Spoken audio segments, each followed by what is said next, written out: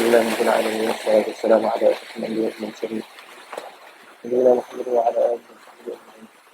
اللهم صل على والدينا ومشايخنا والسامعين وجميع المسلمين. قال الإمام النووي رحمه الله تعالى: باب استحباب رفع اليدين حذو الأنفلين مع تكبيرة الإحرام والركوع وترفع من الركوع، وأنه لا يفعله إذا رفع من السجود. قال الإمام مسلم رحمه الله تعالى: حدثنا يحيى بن يحيى التميمي وسعيد بن منصور وأبو بكر بن أبي شيبة وعمرو بن ناقد وزهير بن حرب وابن نمير كلهم عن سفيان بن عيينة واللفظ بن يحيى قال: أخبرنا سفيان بن عيينة عن الزهري عن سالم عن أبيه رضي الله عنه أنه قال: رأيت رسول الله صلى الله عليه وسلم إذا افتتح الصلاة رفع يديه حتى يحاذي منكبيه وقبل أن يرفع، وإذا رفع من الركوع ولا يرفعه ما. قال: حدثني محمد بن رافع قال: حدثنا عبد الرزاق قال: أخبرنا ابن جريج قال: حدثني ابن شهاب عن سالم عن عبد الله أن ابن عمر رضي الله عنهما أنه قال: كان رسول الله صلى الله عليه وسلم إذا قام للصلاة رفع يديه حتى تكون حذو منكبيه ثم كبر، فإذا أراد أن يرفع فعل مثل ذلك، وإذا رفع من الركوع فعل مثل ذلك، ولا يفعله حين يرفع رأسه من السجود. قال: حدثني محمد بن رافع قال: حدثنا حجين وهو ابن المثنى قال: حدثني ليث عن مقول قال: وحدثني محمد بن عبد الله بن وهزان قال: حدثنا سلمة بن سليمان قال: أخبرنا يونس كلاهما عن الزهري بهذا الإسناد كما قال ابن جريج: كان رسول الله صلى الله عليه وسلم إذا قام للصلاة رفع يديه حتى تكون حذو منكبيه ثم كبر. قال: حدثنا يحيى بن يحيى قال: أخبرنا خالد بن عبد الله عن خالد عن أبي قلابة أنه رأى مالك بن الحويرث رضي الله عنه إذا صلى كبر ثم رفع يديه، وإذا أراد أن يرفع رفع يديه، وإذا رفع رأسه من الركوع رفع يديه، وحدث أن رسول الله صلى الله عليه وسلم كان يفعل هكذا. قال: حدثني أبو كامل الجحدري قال: حدثنا أبو عوانة عن قتادة عن نصر بن عاصم عن مالك بن الحويرث رضي الله عنه أن رسول الله صلى الله عليه وسلم كان إذا كبر رفع يديه حتى يحاذي بهما أذنيه، وإذا رفع يديه حتى يحاذي بهما أذنيه، وإذا رفع رأسه من الركوع فقال: سمع الله لمن حمده، فعل مثل ذلك. قال: وحدثناه محمد بن مثنى قال: حدثنا ابن أبي علي عن سعيد عن قتادة بهذا الإسناد أنه رأى نبي الله صلى الله عليه وسلم وقال: حتى يحاذي بهما فروع أذنيه. قال الإمام النووي: باب إثبات التكبير في كل خفض ورفع في الصلاة إلا رفعه من الركوع فيقول فيه: سمع الله لمن حمده. قال: وحدثنا يحيى بن يحيى قال: قرأت على مالك عن ابن شهاب عن أبي سلمة بن عبد الرحمن أن أبا هريرة رضي الله عنه كان يصلي لهم فيكبر كلما خفض ورفع، فلما انصرف قال: والله إني لأشبهكم صلاة برسول الله صلى الله عليه وسلم.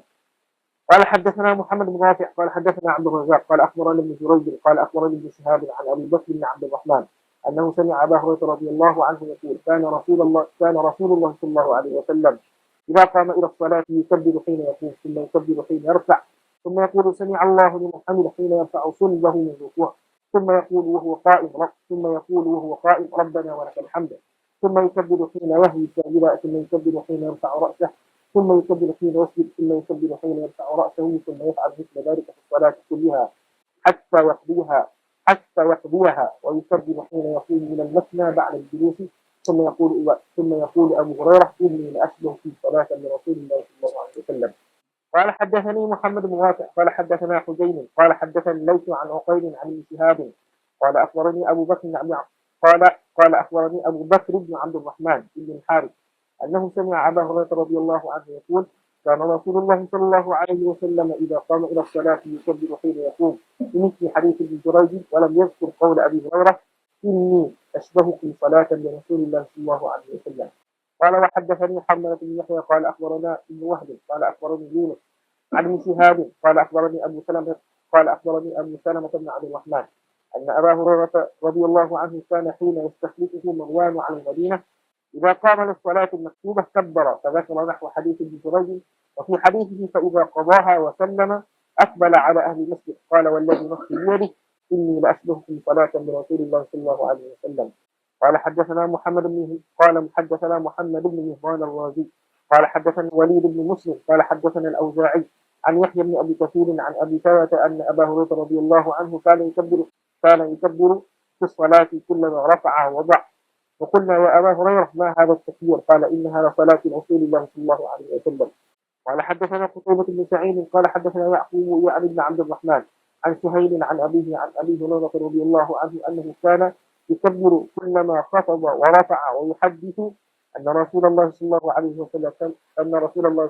وسلم كان يفعل ذلك.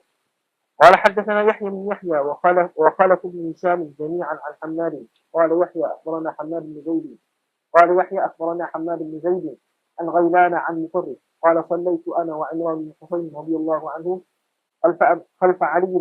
خلف علي بن أبي طالب رضي الله عنه، فكان إذا سجد كبر، وإذا رفع رأسه كبر، وإذا نهض من الركعتين كبر. فلما انصرفنا من الصلاة قال أخذ عمران بيدي ثم قال لقد صلى بنا هذا صلاة محمد صلى الله عليه وسلم، أو قال قد ذكر بي هذا صلاة محمد صلى الله عليه وسلم.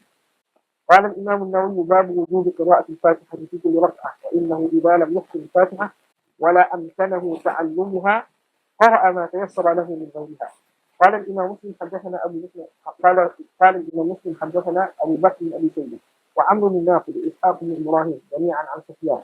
قال أبو بكر حدثنا سفيان بن عيينة عن الزهري عن محمود بن الربيع عن عبادة بن الصامت رضي الله عنه يبلغ به النبي صلى الله عليه وسلم لا صلاة لمن لم يقرأ بفاتحة الكتاب. قال حدثني أبو الطاهر قال حدثنا ابن وهب عن يونس قال وحدثني حرملة بن يحيى قال أخبرنا ابن وهب قال أخبرني يونس عن ابن شهاب قال أخبرني محمود بن الربيع عن عبادة بن الصامت رضي الله عنه أنه قال قال رسول الله صلى الله عليه وسلم لا صلاة لمن لم يقترئ بأم القرآن. قال حدثنا الحسن بن علي الحلواني قال حدثنا يعقوب بن إبراهيم بن سعد قال حدثنا أبي عن صالح عن ابن شهاب أن محمود بن الربيع الذي مج رسول الله صلى الله عليه وسلم في وجهه من بئره أخبره أن عبادة بن الصامت رضي الله عنه أخبره أن رسول الله صلى الله عليه وسلم قال لا صلاة لمن لم يقرأ بأم القرآن. قال وحدثناه إسحاق بن إبراهيم وعبد بن حميد قال أخبرنا عبد الرزاق قال أخبرنا معمر عن الزهري هذا الإسناد مثله وزاد فصاعدا. قال وحدثناه إسحاق بن إبراهيم الحنظلي قال أخبرنا سفيان بن عيينة عن العلاء عن أبيه عن أبي هريرة رضي الله عنه عن النبي صلى الله عليه وسلم قال من صلى صلاة لم يقرأ فيها بأم القرآن فهي خداج. قالها ثلاثة غير تمام. فقيل لأبي هريرة إنا نكون وراء الإمام، فقال اقرأ بها في نفسك، فإني سمعت رسول الله صلى الله عليه وسلم يقول قال الله تعالى قسمت الصلاة بيني وبين عبدي نصفين ولعبدي ما سأل، فإذا قال العبد الحمد لله رب العالمين قال الله تعالى حمدني عبدي، وإذا قال الرحمن الرحيم قال الله تعالى أثنى علي عبدي، وإذا قال مالك يوم الدين قال مجدني عبدي، وقال مرة فوض إلي عبدي، فإذا قال إياك نعبد وإياك نستعين قال هذا بيني وبين عبدي ولعبدي ما سأل، فإذا قال اهدنا الصراط المستقيم صراط الذين أنعمت عليهم غير المغضوب عليهم ولا الضالين قال هذا لعبدي ولعبدي ما سأل. قال سفيان حدثني به العلاء بن عبد الرحمن ابن يعقوب دخلت عليه وهو مريض في بيته فسألته أنا عنه. قال حدثنا قتيبة بن سعيد عن مالك بن أنس عن العلاء بن عبد الرحمن أنه سمع أبا السائب مولى هشام بن زهرة يقول سمعت أبا هريرة رضي الله عنه يقول قال رسول الله صلى الله عليه وسلم قال وحدثني محمد بن رافع قال حدثنا عبد الرزاق قال أخبرنا ابن جريج قال أخبرنا علاء بن عبد الرحمن بن يعقوب أن أبا السائب مولى بني عبد الله بن هشام بن زهرة أخبره أنه سمع أبا هريرة رضي الله عنه يقول قال رسول الله صلى الله عليه وسلم من صلى صلاة فلم يقرأ فيها بأم القرآن بمثل حديث سفيان، وفي حديثهما قال الله تعالى قسمت الصلاة بيني وبين عبدي نصفين فنصفها لي ونصفها لعبدي. قال حدثني أحمد بن جعفر المعقري قال حدثني النضر بن محمد قال حدثنا أبو ويس قال أخبرنا علاء قال سمعت من أبي ومن أبي السائب وكان جليسي أبي هريرة رضي الله عنه أنهما قال أبو هريرة رضي الله عنه قال رسول الله صلى الله عليه وسلم من صلى صلاة لم يقرأ فيها بفاتحة الكتاب فهي خداج يقولها ثلاثة مثل حديثهم. قال حدثنا محمد بن عبد الله بن نمير قال حدثنا أبو أسامة عن حبيب بن الشهيد قال سمعت عطاء يحدث عن أبي هريرة رضي الله عنه أن رسول الله صلى الله عليه وسلم قال لا صلاة إلا بقراءة قال أبو هريرة: فما أعلن رسول الله صلى الله عليه وسلم أعلناه لكم وما أخفاه أخفيناه لكم. قال حدثنا عمرو بن ناقد وزهير بن حرب واللفظ لعمرو قال حدثنا إسماعيل بن إبراهيم قال أخبرنا ابن جريج عن عطاء قال أبو هريرة رضي الله عنه: في كل الصلاة يقرأ فما أسمعنا رسول الله صلى الله عليه وسلم أسمعناكم وما أخفى مما أخفينا منكم. فقال له رجل: إن لم أزد على أم القرآن. فقال: إن زدت عليها فهو خير، وإن انتهيت إليها أجزأت عنك. قال حدثنا يحيى بن يحيى قال أخبرنا يزيد يعني ابن زريع عن حبيب بن المعلم عن عطاء أنه قال أبو هريرة رضي الله عنه: في كل صلاة قراءة فما أسمعنا النبي صلى الله عليه وسلم أسمعناكم وما أخفى مما أخفيناه منكم، ومن قرأ بأم الكتاب فقد أجزأت عنه، ومن زاد فهو أفضل. قال حدثني محمد بن مثنى قال حدثنا يحيى بن سعيد عن عبد الله قال حدثني سعيد بن أبي سعيد عن أبيه عن أبي هريرة رضي الله عنه أن رسول الله صلى الله عليه وسلم دخل المسجد فدخل رجل فصلى ثم جاء فسلم على رسول الله صلى الله عليه وسلم فرد رسول الله صلى الله عليه وسلم السلام قال: ارجع فصلي فإنك لم تصلي. فرجع الرجل فصلى كما كان صلى ثم جاء إلى النبي صلى الله عليه وسلم فسلم عليه فقال رسول الله صلى الله عليه وسلم: وعليك السلام. ثم قال: ارجع فصلي فإنك لم تصلي، حتى فعل ذلك 3 مرات. فقال الرجل: والذي بعثك بالحق ما أحسن غير هذا، علمني. قال: إذا قمت إلى الصلاة فكبر، ثم اقرأ ما تيسر معك من القرآن، ثم اركع حتى تطمئن راكعا، ثم ارفع حتى تعتدل قائما، ثم اسجد حتى تطمئن ساجدا، ثم ارفع حتى تطمئن جالسا، ثم افعل ذلك في صلاتك كلها. قال حدثنا أبو بكر بن شيبة قال حدثنا أبو أسامة وعبد الله بن نمير قال وحدثنا ابن نمير قال حدثنا أبي قال حدثنا عبيد الله عن سعيد بن أبي سعيد عن أبي هريرة رضي الله عنه أن رجلا دخل المسجد فصلى ورسول الله صلى الله عليه وسلم في ناحية، وساق الحديث بمثل هذه القصة وزاد فيه إذا قمت إلى الصلاة فأسبغ الوضوء ثم استقبل القبلة فكبر.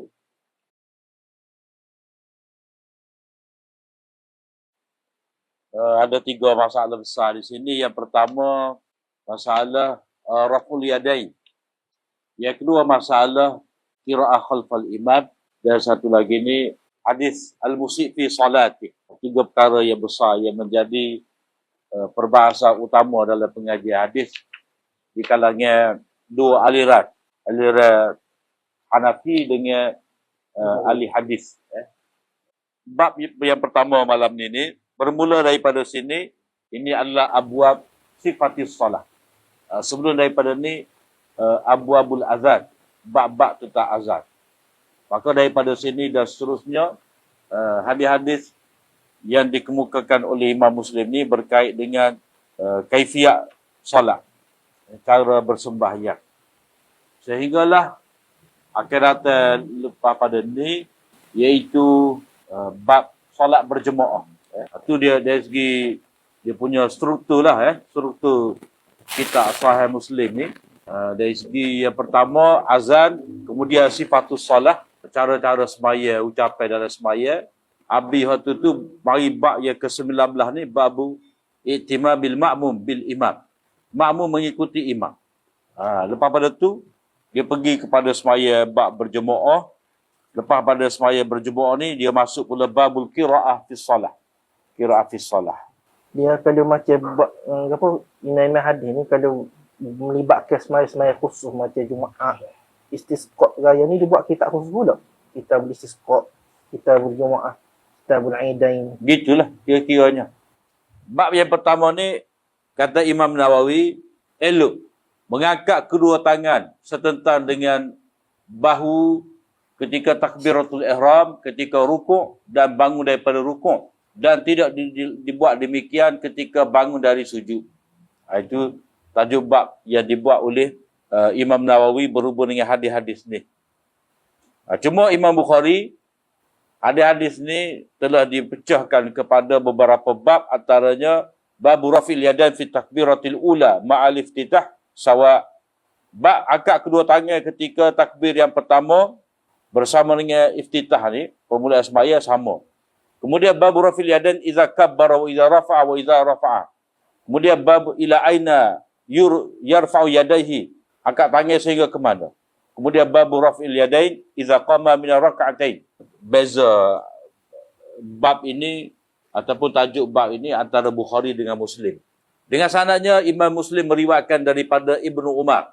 Katanya, aku melihat Rasulullah sallallahu alaihi wasallam bila mana baginda memulakan solat, baginda mengangkat kedua tangannya itu sehingga yuhaziya mankibaihi, setentan dengan bahu dia. Saya bahu gini dah. Saya bahu gini. Tapi dalam riwayat Malik bin Al-Huwairith, Malik bin Huwairith ni riwayat Abu Hurairah.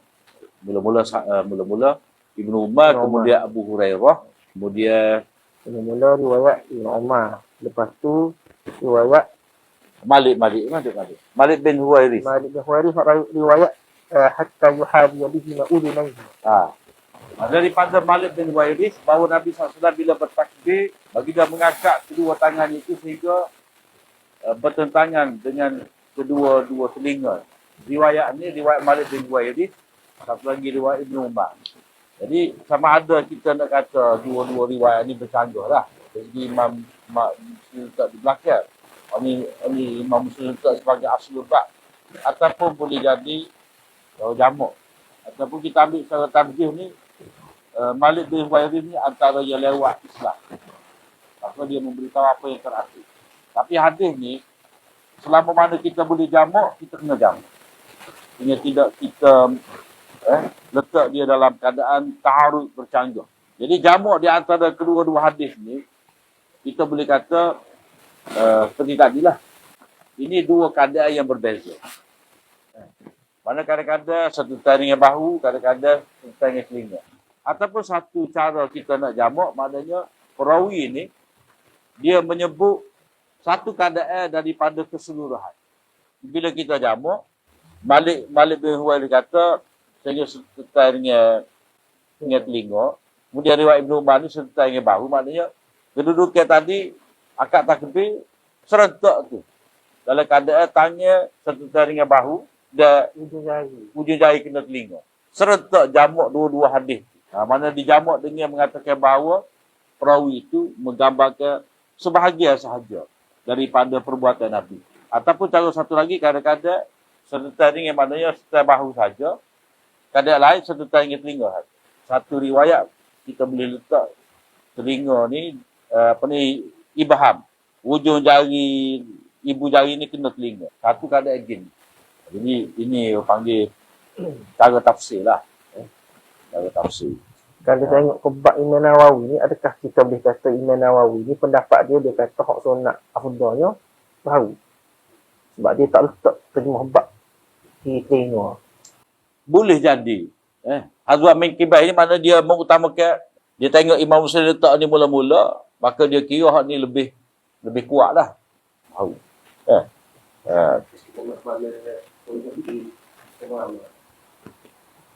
Tu dia pakai tak ada dobik tu, pakai akak je. Kalau orang ngaji orang Syafi'i hadis, orang Syafi'i hak ngaji hadis, dia jamak lah gini.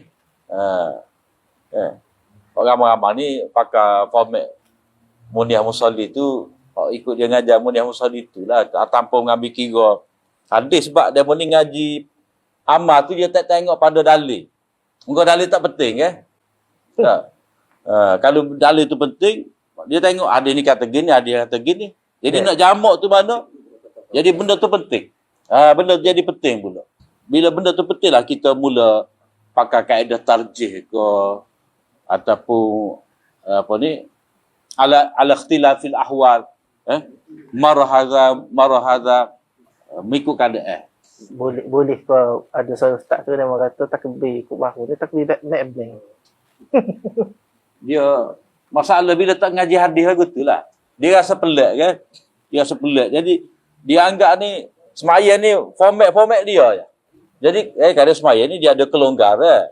Kalau kita tengok keluasan mazhab, contoh tangan ni nak letak mana? Jadi boleh berubah-ubah 154. Jadi ada tangan atas, bawah pusat apa semua. Jadi benda tu benda tidak besar. Bila tidak besar. Supaya masalah isyarat tangan. Wa yuhallik. Dah. Wa yuhallik ni Bulat. bulat tu boleh juga. Wa yuhallik ni mana buat gini. Panggil gini. Lepas tu isyarat tu asyhadu an la ilaha illallah boleh. Asyhadu an la ilaha illallah turun. Jadi benda tu benda tak perlu bala lah. Tidak boleh kita nak meletakkan bahawa itu ciri kepada satu firqah. Ia sesat. Mana kalau akak tanya gini, mana tanda cari. Kalau dia nak kenal orang sesat, akak tanya lagu ni. Gini, kau gapo kau. Dia ada setengah orang kafir ni, dia tak sedih gin. Tak betul. Maknanya tak kita tahu lah. Dia ambil mana? Gin. Mungkin gin. Mungkin. Dia kira setengah telinga tu. Tafsir dia tu. Tunggu dia kata setengah telinga tu. Cuma kalau lebih menghalusi, biarlah mengadap tangan ni ke kiblat. Samalah kita kata kalau dia faham dengan teliti, kaki kita tu biar duduk gitu. Mengadap kiblat bukan duduk gini. Tapi sebenarnya benda tu tidak jadi masalah pula. Ataupun faham, ini makhluk main di sini dah. Tak biar semua tu jatuh sini. Jadi benda-benda teliti benar lah. Tapi kalau orang tu dah dia ngaji yang guna daripada dulu jadi betul gini tu jadi kalau kita dah saya nyetok orang dah. Jadi nyetok orang tak payah dah. Sebab itulah kalau kita daripada awal lah kita belajar cara semaya ni mengikut format sifatus solat. Ia jelas. Ia lebih mementing berdasarkan pada hadis-hadis bukan dari segi format pekoh ni belajar ni hak fardu ni hak rukun syarat kan.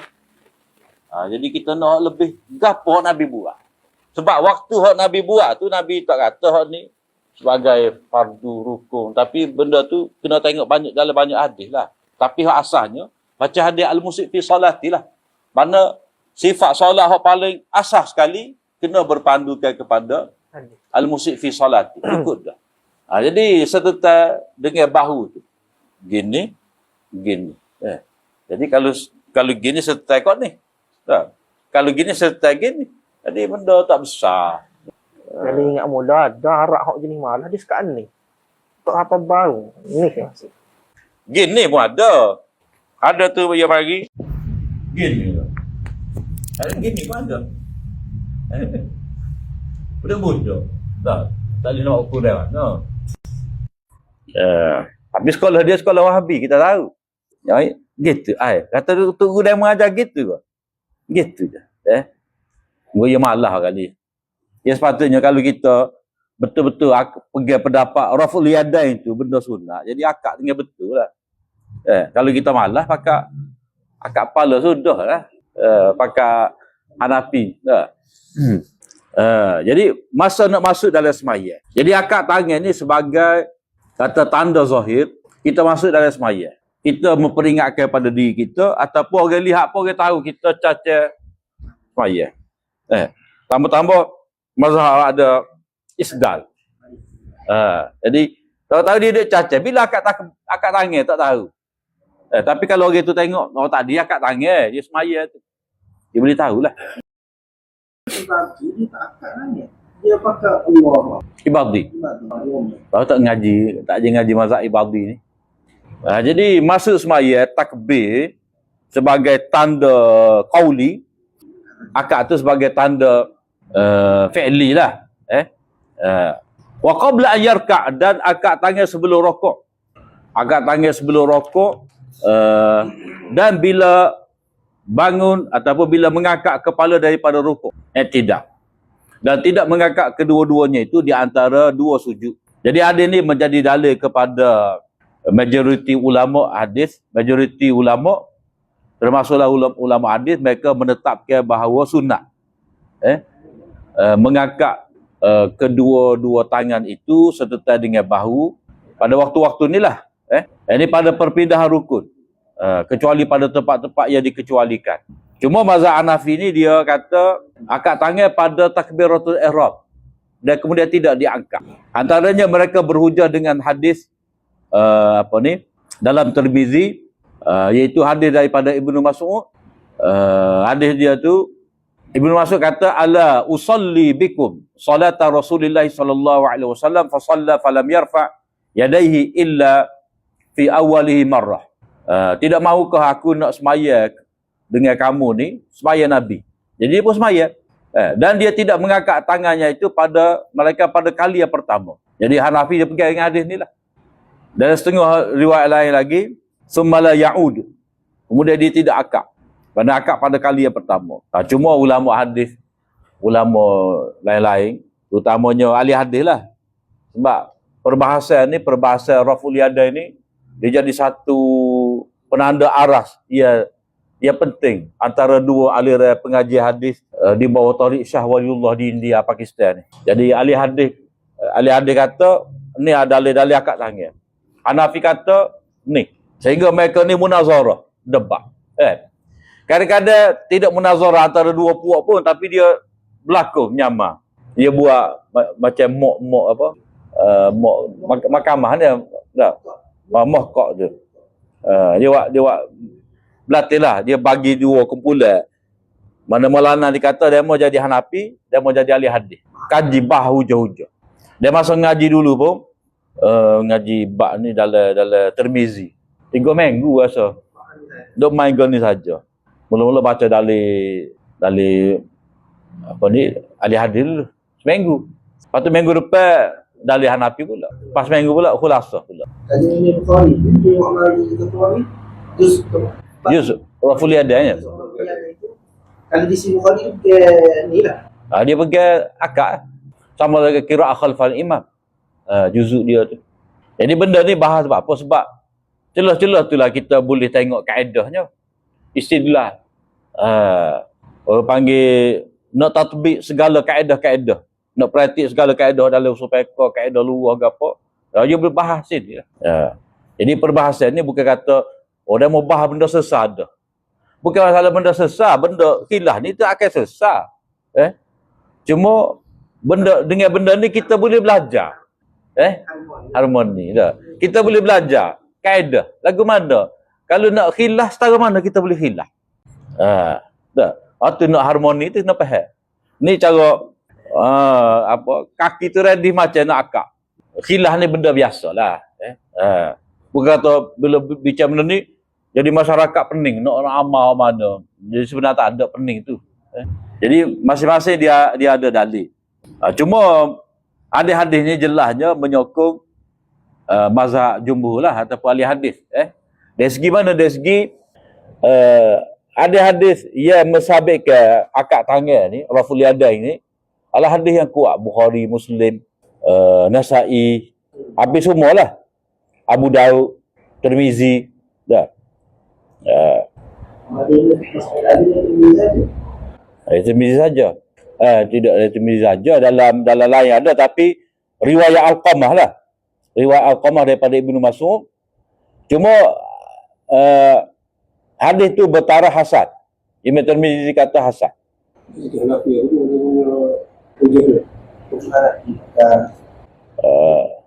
Satunya Hanafi ni dia rujuk di kalangan sahabat Ibnu Mas'ud lah. Dia pegang kuat lah. Sebab lahir mazhab Hanafi ni di sebelah Kufah, tempat Ibnu Mas'ud hijrah. Satu lagi, mana bagi dia benda ni sabit tidak dibuat oleh Ibnu Mas'ud. Mana Ibnu Mas'ud ni sahabat besar. Jadi dia tidaklah menganggap akad tangan itu jadi wajib. Setengah ulama ada macam Safi Rahman Barafuri, muka dia kuat ahli hadis kan. Dia kata dalam masalah ni ulama Ahnaf ittiraq, tak kemah. Waktu kata mansuh, waktu kata gini-gini macam-macam pendapat. Mansuh hadis ni lah, hadis kita ni, hadis bab ni bagi dia mansuh. Dia kira mansuh cara dia, nanti kita sebut ni mansuh. Mansuh cara dia. Jadi hujah ahli hadis dia kata hadis-hadis tentang raf'ul yadain ini tak mungkin sebagai mansuh. Kerana apa? Kerana diriwayatkan oleh sahabat-sahabat seperti Malik bin Huwairith, ia lewat Islam. Abu Hurairah lewat Islam. Ibn Umar. Cuma Perbahasa lagu ni kalau mewakili mazhab Hanafi, Maulana Anwar Shah Kashmiri lah. Dia ada satu kitab khusus benda ni. Raful Yadain. Tebal lah dalam 100 muka surat juga. Kemudian direkahkan oleh Maulana Yusuf Bainuri. Cuma antara ia menjadi hujah kepada Maulana Anwar sebagai mewakili Hanafi ni,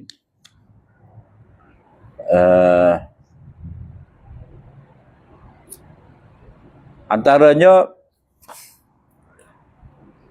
dia melihat kepada benda ni tidak hanya sebab dia kata ada riwayat tentang tidak akad tangan ni bukan daripada Ibnu Mas'ud saja, ada juga di kalangan sahabat-sahabat yang lain. Mana dah dia?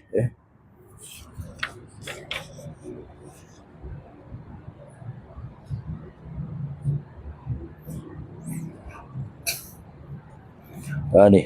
Dia kata kedua-dua akad tangan tak akad tangan ni, mana kadang-kadang akad, kadang-kadang tidak. Dah. Ini ada sabit daripada sahabat dan juga tabi'in. Daripada Nabi, daripada sahabat, daripada tabi'in. Mana dua-dua tu hamba. Maknanya bukan kata mesti akad tangan. Sebab kukuk mana pun tak ada kata wajib akad tangan.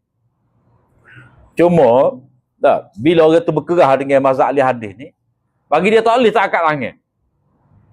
Sebab kalau tak akad, dia akan jadi orang kata dia Hanafi. Jadi dia akad tangan. Jadi seolah-olah dia telah menjadikan benda tu wajib supaya orang tidak kata dia ni Hanafi. Padahal benda ni dua sabit. Tak akad sabit daripada Nabi, daripada tabi'in, daripada sahabat, daripada tabi'in. Paling tinggi hukum dia sunat, tidak wajib. Jadi tak ada masalah lah nak akad atau si akad. Jadi kalau kita nak tahu antara dua pendapat, kalau ahli Hanafi ni maksudnya jari-jari keluar, jari buat ni. Jadi mungkin jari-jari kita laku. Atas kita lah, atas kita. Macam kalau kita sudah terbiasa dah akad, apa tak si akad? Kalau kita biasa tak akad ni dah, rakaat pertama lah akad lagi, rakaat kedua dia balik pada hak skala dah, pakai tak akad lah. Jadi benda ni kilah tak besar. Cuma bila nak berhadapan dengan riwayat-riwayat ni, hujah-hujah ni, hujah jumhur apa semua ni, orang mazhab Hanafi ni dia ambil satu hadis. Dalam Muslim juga nanti kita akan baca riwayat daripada Tamim bin Tarfah, daripada Jabir bin Samurah, katanya kharaja alaina Rasulullah sallallahu alaihi wasallam faqala ma li arakum rafi'i aydikum ka'annaha aznabu khayli syumsin. Uskunu fi salah. Pernah sekali Nabi SAW keluar menemui kita ni, dia kata, mengapa aku ni tengok kamu ni duk akak-akak tangan? Macam ekor kuda syums. Mana akak semua. Jadi Hanafi kata, ini menunjukkan kepada kita bahawa kata mazhab Hanafi, hak semaya, hak kita nak dalam semaya ni tenang. Mana tak tenang ni, mana kurang pergerakan. Bila kurang pergerakan, tak akad tangan lah. Mana akad pada kali pertama. Mana nak rukuk, nak sujud, tak akad tangan dah sebagai mengurangkan pergerakan. Sebab Nabi kata, uskunu fis salah. Dan bertepatan juga dengan ayat, wa qumu lillahi qanitin. Mana kurang pergerakan tu dalam satu tafsir, khusyuk tu mana kurang pergerakan. Cuma Imam Bukhari dan orang lain dia jawab, hadis ni istidlal tu tak betul, kata dia. Istidlalnya istidlal melarang daripada akad tangan ketika nak rukuk, bangun daripada rukuk ni tak kena dengan hadis ni. Sebab Nabi akad. Nabi akad. Masa nak rukuk, masa bangun daripada rukuk, Nabi akad. Jadi hak Nabi larang daripada akad tangan ni, itu pada ketika salam. Jadi ada Assalamualaikum. Assalamualaikum. Tu hak dilarangnya, kata dia. Jadi memadai dengan berpaling wajah sahaja, tak perlu akad tangan. Cuma demo ni kata tak ada masalah kita terima. Demo kata tu larangi, maksudnya larangi akad tangan ketika salat tu. Cuma dia kata al-ibrah bi umumil lafzi, la bi khususis sabab. Yang diambil kira teks lafaz yang umum, bukan sebab yang khusus. Memanglah sebab yang khusus tu sabab akad tangan kanan, sabab akad tangan kiri. Dah. Jadi kita tengok pada ibrah dia tu, al-ibrah, umum lafaz tu. Jadi tenang dalam semaya. Jadi di antara tenang dalam semaya kata Hanafi tak payah akad tangan. Tu bagi dia. Lepas tu akad tangan tu dia kata kita terima ada hadis Bukhari Muslim apa, tapi itu cerita dulu. Sebab Ibnu Mas'ud buat tu bagi dia muktabar. Sebab Ibnu Mas'ud ni orang hak bersama dengan Nabi daripada Mekah sampalah Nabi wafat. Amalan ataupun riwayat tentang sifat semaya yang diriwayatkan oleh Ibnu Mas'ud tu bagi mereka adalah riwayat yang teras, yang penting. Jadi kalau kira dari segi hak khusyuknya kurang pergerakan. Tapi seperti kita kata tadi lah, khilaf ni khilaf tidak besar, bergantung kepada orang semaya tu lah. Jadi bab ni tak payah tukar mazhab lah. Tak payah tukar mazhab. Kalau dia tu sebagai Syafi'i tak pernah tak akad lah. Tak. Kalau dia orang Hanafi ataupun terbiasa dalam suasana Hanafi tak akad. Kalau dia nak akad tu takut jadi tak konsisten. Cuma ada orang tanya Maulana Abu Laith.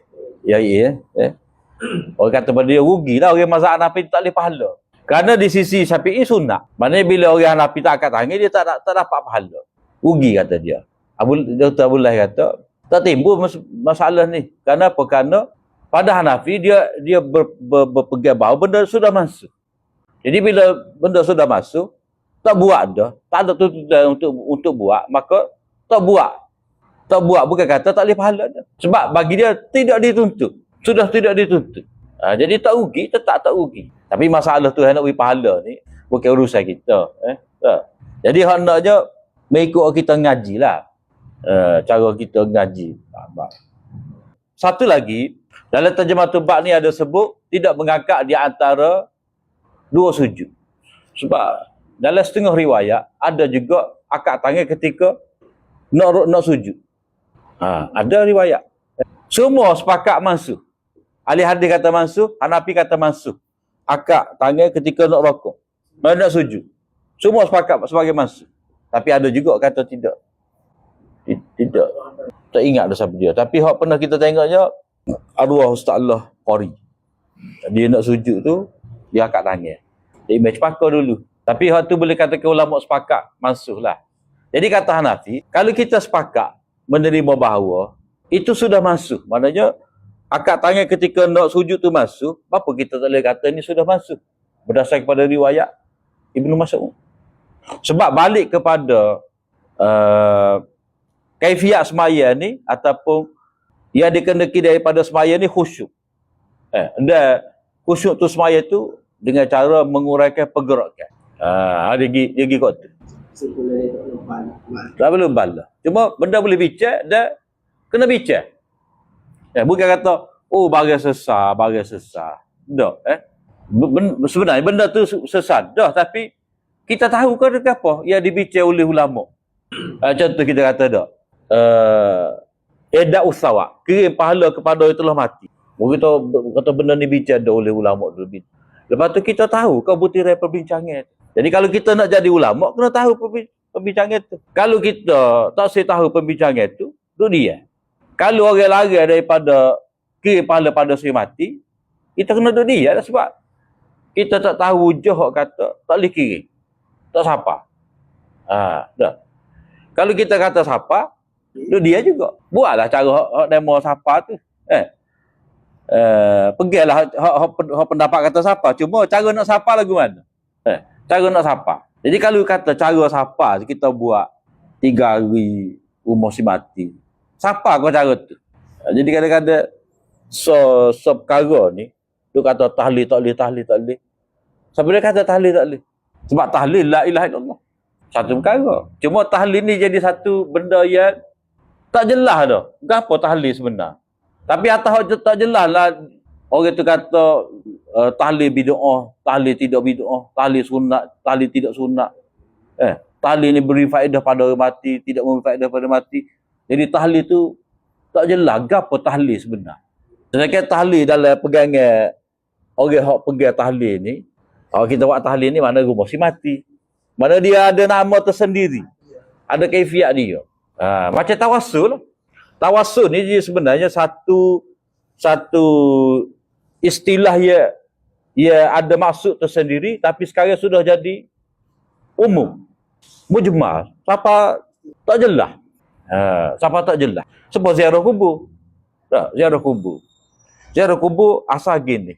Tapi bila ziarah kubur tu sudah campur dengan benda-benda syirik, benda khurafat, tak, kita larang, lalu dikatakan kita telah larang ziarah kubur. Jadi kadang-kadang orang guna istilah ni nak terus jadi bala. Sedangkan kita tidak balik pada asal. Alimati kata hadid alfazaka. Tentukan masuk lafaz kamu tu dulu. Baru bila kita nak debat. Ataupun kaedah dalam usul ni, al-hukmu ala syai' far'un ala tasawwurihi. Mula-mula kita kena tasawurkan dulu masalah tu, barulah kita boleh letak hukum. Jadi kaedah tu tak ada. Kaedah perdebatan, kaedah hiwar itu tak ada. Sebab itulah jadi kalau kata bala tu ya bala habis. Tak sudah. Tak tahu mana. Dia kata pok larang kita tahlil. Pok ni kata tahlil warga tu. Jadi gapo sebenarnya bala. Sebab itulah kena jelas. Kalau kita nak kata tahlil tu tak boleh, tahlil hak mana? Tahlil hak boleh hak mana? Biar jelas. Sebab kadang-kadang contoh kita kata dak. Tahlil dalam erti kata istilah halal ni, maknanya orang mati kita tahlil. Lepas tu ada jamu, ada gapo, berakal, banyak dia punya pakej dia tu. Hak ni boleh ke tidak? Dalam kitab mana boleh? Lagu tu. Dalam kitab mana boleh kata tahlil dengan makna lagu ni, kaifiat lagu ni, amalan lagu ni, tradisi lagu ni, dalam kitab mana boleh? Cari tak jumpa. Ada dalam kitab senjata tu haji tu lebay. Ada. Tapi dia tidak dalam kitab Syafi'i Mu'tabar. Tak ada. Dia sebenarnya tahlil ni, kalau tak seribal dah, mudah ya. Katalah, keluarga si mati kata, ayah saya mati ni. Tak? Biasalah, format biasa tu minta maaf, minta Allah, minta Allah ke skrip tu lah. Ambo minta maaf bagi pihak ayah. Ada hutang tak. So lagi besar. Ambo ni pegang pendapat hadiah Fatihah, hadiah apa-apalah baca Quran, zikir siapa pada si mati. Jadi ambo minta ginilah, tuan-tuan lepas pada ni sudah mayak-mayak ke ataupun tolong baca Quran ke, tolong ngatik ke 100. Sehingga sudah tanah ni sehingga balesa duduk cokong ngatik. Tuan-tuan buat lagu tu lah. Tak payah mari menghamba. Lagu mana? Boleh setuju ke tak? Lagu mana ni? Lagu mana ni? Kita tak pandai nak tahlil. Kita tak pandai nak tahlil tu berat. Padahal benda mudah je. Tuan-tuan ambil wasabah kat, duduk bucu sejik kat. Niat aku ayah hamba, la ilaha illallah 100 kali. Selesailah. Lepas tu baca doa. Allahumma ausil thawaba ma qara'na wa ma halalna. Ila ruhi hazal mayyit. Selesai. Wahabi tak marah. Kalau buat lagu tu. Sebab asal perbahasan siapa pahala kepada si mati atas bukti tu je. Kalau nak buat kaifiat. Mana kaifiat tu sebenarnya tidak ditetapkan kaifiat. Tapi bila sudah berpackage gini, maknanya daripada hak keharusan fiqh, khilaf fiqh tu dia sudah jadi kepada yang kita kata bid'ah. Jadi kena faham. Khilaf tu daripada mana ia dikatakan khilaf. Kemudian benda tu dia berkembang. Banyak tambah situ, tambah sini. Start daripada itulah ulama kata bid'ah. Bukan masalah kita membid'ahkan benda khilaf. Tapi benda khilaf tu kita jadikan sebagai alasan untuk kita buat bid'ah. Jadi kadang-kadang orang demon ni kata membid'ahkan benda khilaf. Alasan saja. Mana pok ni kata jangan buat tahlil rumah si mati ni. Bid'ah. Tak. Bid'ah. Orang ni pula kata mana boleh membid'ahkan benda khilaf. Sebab ulama khilaf lagi. Ada kata siapa pahala, ada kata siapa pahala. Jadi benda khilaf. Jadi masalahnya gapo atas bukti mana hak khilaf, atas bukti mana hak disepakati. Kalau maklum dalam kitab-kitab Jawi ke, kitab Syafi'i ke, kenduri arwah tu tak boleh. Kenduri arwah tu tak boleh. Benda tu jelas disepakati. Maknanya kenduri arwah ni satu benda lain, tahlil kirim pahala pada orang mati ni satu benda lain. Tapi bila campur, itulah jadi keliru. Sama macam ziarah kubur. Ziarah kubur ingat pada si mati, ataupun kita kata kebetulan lah kita pergi Turki. Ada kubur Syekh Abdul Qadir Jalani, ataupun Maulana Jalaluddin Rumi. Jadi kita pun pergi. Tak ada masalah. Kebetulan kita ada. Cuma tidak syaddur rihal lah. Bukan kata start cari tiket agoda ke apa semua, memang nak tuju kubur Maulana Jalaluddin Rumi. Tu tak boleh lah. Tapi kalau betul lah kita pergi kan. Kita siapa kita pergi. Itu. Sebab ziarah kubur ni maksud dia ingat mati untuk diri kita. Ataupun kita kata tahlil tu asalnya kita nak minta rahmat untuk si mati. Minta rahmat. Itu asalnya. Cuma bagi pihak kata tak sampai pahala kepada si mati, hak bergunanya doa. Doa. Jadi doa tu memberi manfaat kepada si mati. Jadi bila doa kita minta rahmat ke ampun dia, maka tak perlulah soal kita nak uwi pahala tak uwi pahala. Sebab hak pentingnya rahmat ke ampun dia. Atas dasar isau sawak, asal mazhab anak Hambali pun boleh. Cuma benda yang mutlak ni jangan kita kaitkan. Mana benda tu kita boleh buat secara umum. Janganlah kita ikat dengan hari.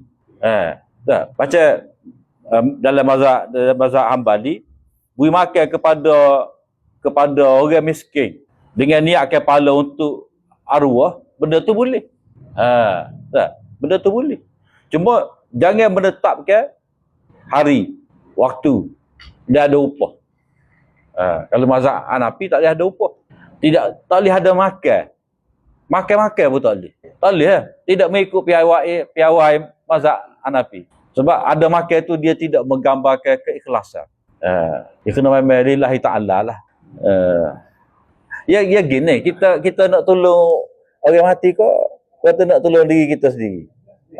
Itu masalah sebenarnya. Jadi bila kita letak bahawa kita simpati kepada orang mati, kita pun nak mati juga, kita pun doa rahmat untuk dia, keampun dari Allah Ta'ala.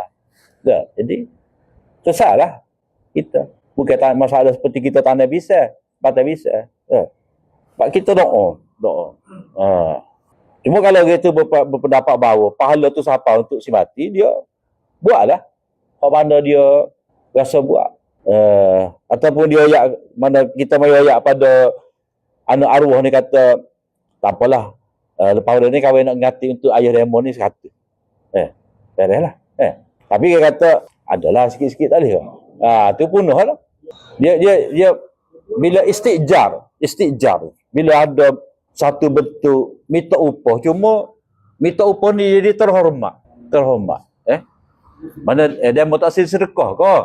Bila demo ni mari semaya-maya ni tak seri sedekah ke 10 riyal sore ke dah. Niat ke arwah. Dia tapek situ. Sebab kalau sebenar-benar nak sedekah lebih bermanfaat untuk si mati ni, kita ambil pitih 1000 stoker tu, cari hak rumah orang jambil dia nak utuh tu. Tolong buat tandah ke ataupun tukar dapur, atap bocor ke apa. Patu. Ataupun cari tafi-tafi hak doa ke apa. Maknanya kalau kata memberi makan betul-betul kepada orang yang berhajat, barulah kita boleh guna pitih tu pada jalan yang betul. Kekal, jariah. Sebab it'amut ta'am ni kalau kira sebenarnya dia tidak termasuk di bawah sedekah jariah. Beri makan. Jadi sekarang ni kalau kata tak salah kita nak jamu orang mati sebab itu it'amut ta'am. Masuk bawah tu. Tapi kalau kita kira sebenar it'amut ta'am dia bukan dalam senarai hak Nabi kata sedekahun jariah. Sedekah jariah ni dia ada Nabi sebut dah. Mengalirkan sungai dah, mewakalkan mushaf dan sebagainya lah hak mana gali telaga. Jadi dia kena balik pada basic tu gapo. Sebab kalau kita tengok reality learn ni, dia tidak ikut reality yang boleh diakui. Bukan reality yang boleh diakui. Tapi kalau kita kata dah, steering alik kanan dah. Nak duduk alik kanan juga. Tak boleh lah. Kalau kita duduk kita steering alik kanan, kena duduk alik kiri lah. Kalau kita steering alik kiri, kena duduk alik kanan. Maknanya antara keadaan kita ni biar betul dengan realiti. Memang kita kena ikut realiti, tapi realiti itu sebenarnya al-waqi'. Jadi riwayat 25 tu Malik bin Huwairith, kana idza kabara rafa'a yadayhi hatta yuhadhiya bihima udhunayhi. Jadi hak ni akak sehingga mencecah telinga. Jadi tak ada masalah lah. Jadi kita kata tadi, waktu kita akak cecah telinga tadi sama serta dengan bahu, maka kita boleh jamak dalam satu kali tu kedua-dua hadis. Ataupun satu keadaan kita pakai setara ni, akak tangan serta dengan bahu, satu keadaan lagi serta dengan telinga. Jadi dengan cara tu, satu ketika kita amal hadis ni, satu ketika kita amal hadis yang lain. Jadi di sini kita boleh nampak apa yang ditunjukkan oleh Nabi ni semua keluasan. Boleh lah kau. Kemudian bab berikut ni tidak akak tangan apa ni takbir ni. Ada takbir. Ada takbir bagi setiap tunduk dan bangun dari sembahyang. Kecuali bangun daripada rukuk, sami Allahu liman hamidah. Ini bukan masalah akak tangan ni. Lafaz takbir tu sendiri ada semua. Mengikut Ibnul Munayyir, seperti yang dinukilkan oleh Hafiz Ibn Hajar, hikmah disyariatkan ada takbir pada setiap bangun dan tunduk ni, iaitu bila mana mukallaf diperintahkan supaya berniat pada permulaan sembahyang dan berniat tu berserta dengan takbir, maka hendaklah dia mengekalkan niat tadi sehingga ke akhir sembahyang. Jadi macam mana nak kekalkan niat tadi sehingga ke akhir sembahyang? Iaitu ada takbir, diulang-ulang takbir sama sebagai yujadidul ahd. Macam kita ni memperbarui niat keazaman ketika sembahyang tu. Yang mana takbir tu adalah syiar kepada niat. Syiar kepada keikhlasan. Mana Allah Akbar, aku sembahyang kerana Allah. Sami Allahu liman hamidah. Mana aku sembahyang ni untuk puji Allah. Allah dengar puji aku terhadap dia. Bukan aku nak dengar puji orang. Allah dengar puji hamba dia kepada dia. Bukan kita sembahyang ni kita nak dengar puji orang terhadap kerajinan kita sembahyang. Subayaqulu wa waqaim sami Allahu liman hamidah. Maknanya sami Allahu liman hamidah tu hidup cacat dah lah. Kemudian dia berkata ketika berdiri tu, Rabbana walakal hamd. Tentang lafaz Rabbana walakal hamd ni, ada Rabbana lakal hamd. Lepas tu ada zikir-zikir dia tu nantilah dalam bab akan datang ni. Patutlah itu lebih kurang ya. Wallahu a'lam.